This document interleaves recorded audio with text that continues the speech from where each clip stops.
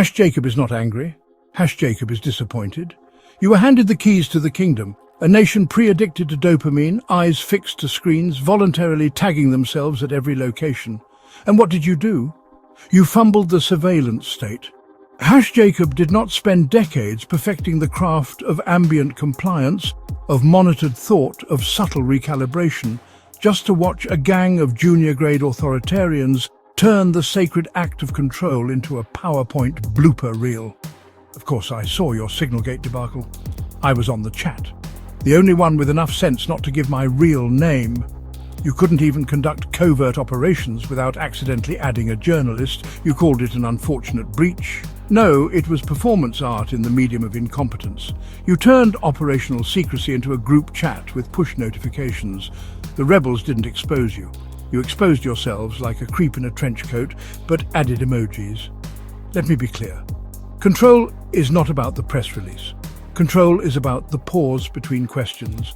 It's not about labeling leaks as cyber attacks. It's ensuring they never happen in the first place.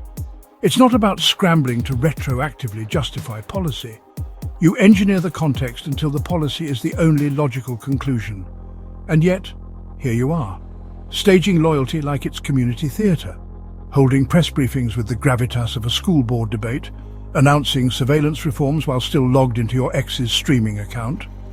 You wear tyranny like a rental tux, stiff, ill-fitting and returned late. Let's talk optics. Not the kind your interns mentioned before uploading a serious face photo to social media. I mean real optics, the lens through which the masses interpret reality. You cannot simply pivot the narrative by shouting over it. This is not a TikTok trend. This is governance by illusion. Do you think I ever need to say nothing to see here? No. Jacob makes you forget what you were looking for. The elegance, the finesse, a well-timed edit in a state-approved documentary, a quiet arrest that never made the docket. A population that complies not out of fear, but because they'd forgotten the alternative. That's power. But you've replaced quiet obedience with loud confusion. The public isn't cowed, they're just exhausted. The only thing you've successfully suppressed is clarity.